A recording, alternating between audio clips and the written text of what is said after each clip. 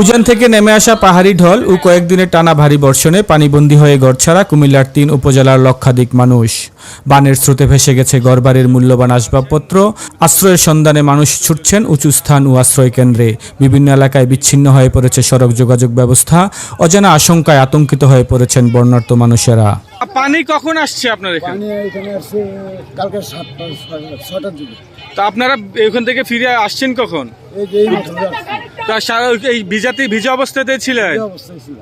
পরিবারকে সহযোগিতা করেছেন? এখানে মোটামুটি হচ্ছে এই সপ্তাহে বাড়ি ছিল, আমরা একটা গণনা নাই, আমরা যতটুকু পারছি আমাদের হচ্ছে একটা টিম ছিল, টিমের মোতাবেক আমরা কাজ করছি আর কি। আর এখানে পার্শ্ববর্তী অনেকে মানে 10-15 জন করে এসে আমাদেরকে হেল্প করছে এখানে।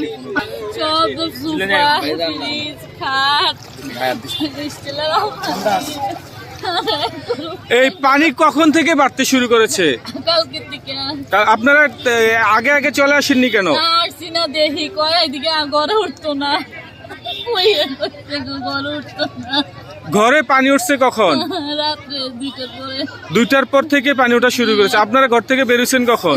আমরা 3টার দিকে বাড়ি গেছি। রাতের 3টা। সারা রাত কোথায় ছিলেন? এই গুমটির আইলে বসেছিলেন?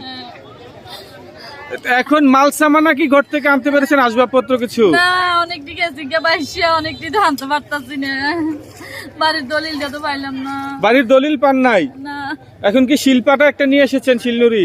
এইটা পাইছি, এটা পাইতাছি। আর কি কি? জানা গেছে জেলার 14 গ্রামেই 60,000-এর বেশি মানুষ পানিবন্দী হয়ে পড়েছেন। এছাড়াও নাঙ্গলকোট উপজেলায় অতিবৃষ্টি ও বন্যায় অন্তত 40,000 মানুষ পানিবন্দী হয়ে পড়েন। অপরদিকে বিপদসীমার উপর দিয়ে প্রবাহিত হচ্ছে কুমিল্লার গুমতি নদীর পানি। ফলে নদীর চরের সকল অঞ্চল প্লাবিত হয়ে পানিবন্দী হয়েছে 4 শতাধিক পরিবার। সব মিলিয়ে কুমিল্লার বন্যা পরিস্থিতি ক্রমেই অবনতির দিকে যাচ্ছে।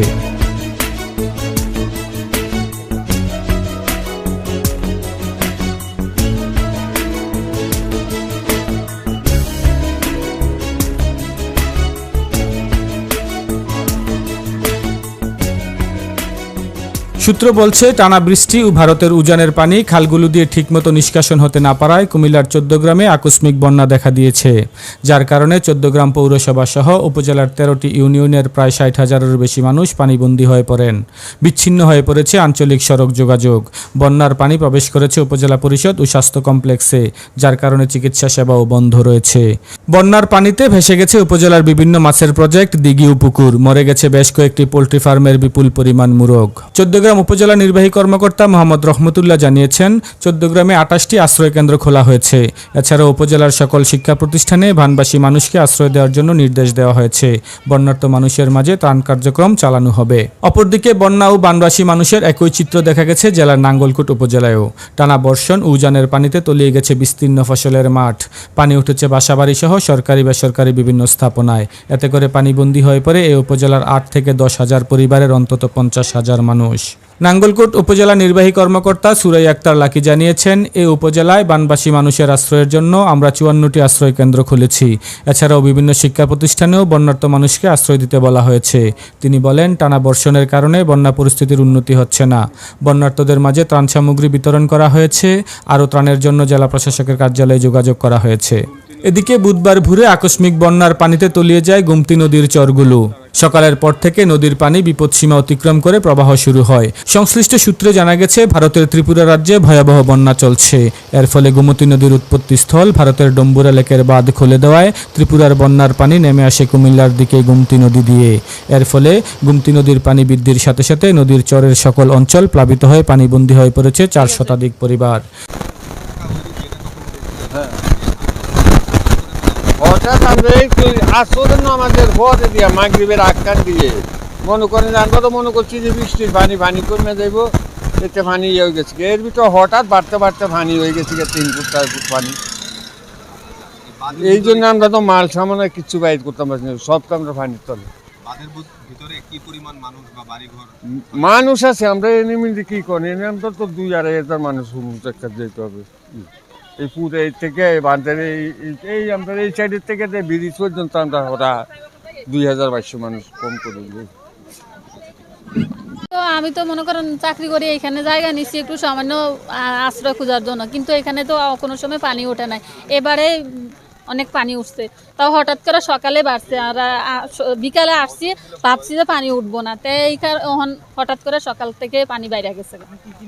আমার সব কিছুই রয়ে গেছে, ফ্রিজ, টিভি, ফার্নিচার যত আছে সব, কোনো কিছু বাইর করছি না আমি। এই যে শুধু এই অফিসের আইডি কার্ড আর টিয়া খালি আনছি, আর কোনো কিছুই আনি না আমি, সব রয়েছে আমার। শিরিন। আর এখানে প্রশাসন কি ধরনের ব্যবস্থা নিচ্ছে? আচ্ছা, আপনাকে ধন্যবাদ। আমাকে রাত 11টা থেকে রাত 3টা-4টা পর্যন্ত সরাসরি গোমতী পারে থাকার জন্য আমার ইউনূস স্যার নির্দেশ দিয়েছেন। সেই অনুযায়ী রাত্রের যে বিভিন্ন জায়গায় ঝুঁকিপূর্ণ পয়েন্ট আছে, ওই পয়েন্টগুলোতে আমি রাতে আমার উপজেলা নির্বাহী অফিসার জনাব রোমেন শর্মা স্যারের নির্দেশে আমি এখানে ছিলাম এবং স্থানীয় জনগণ এবং যুবকদেরকে নিয়ে, শিক্ষার্থীদেরকে নিয়ে এবং জনপ্রতিনিধি মাইনুদ্দিন মেম্বার সাহেবকে নিয়ে আপনার কামারখাড়া ব্রিজের এই পাশে গোমতী নদীর উত্তর পাশের বাঁধে কয়েকটা পয়েন্টে আমরা স্থানীয় শক্তি দ্বারা এটা পুনঃমেরামত করে নিয়েছি।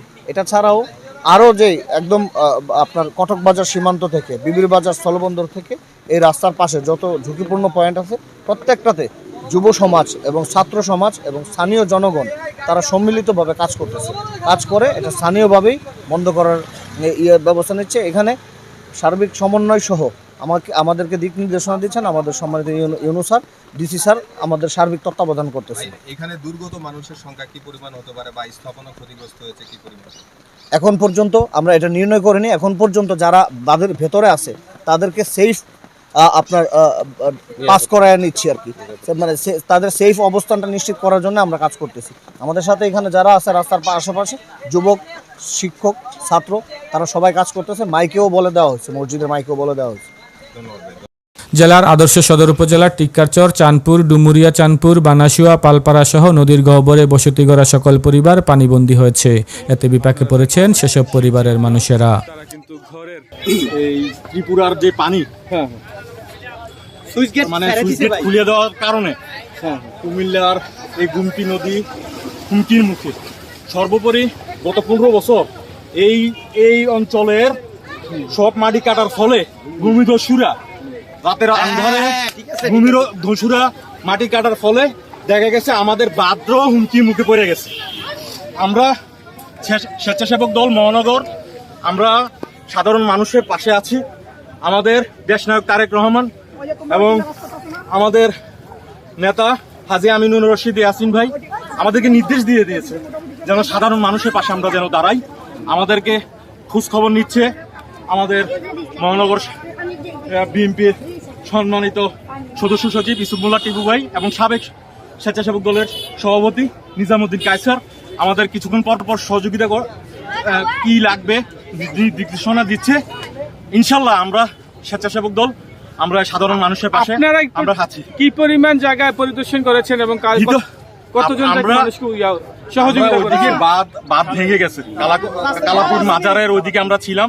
ওই জায়গাতে আমরা মাটি সাধারণ যে মানুষ আছে তাদের পাশে দাঁড়িয়ে আমরাও মাটি কাটছি এবং তাদের পাশে ছিলাম। মোটামুটি একটা টেম্পোরারি বাঁধ আমরা শুরু হয়ে গেছে ওই জায়গাটাতে। আমরা সবাই মহানগর স্বেচ্ছাসেবক দল কেটে তাদের পাশে থেকে আমরা ওই জায়গা থেকে আসলাম মাত্র। কুমিল্লার কাগজ নিউজ ডেস্ক।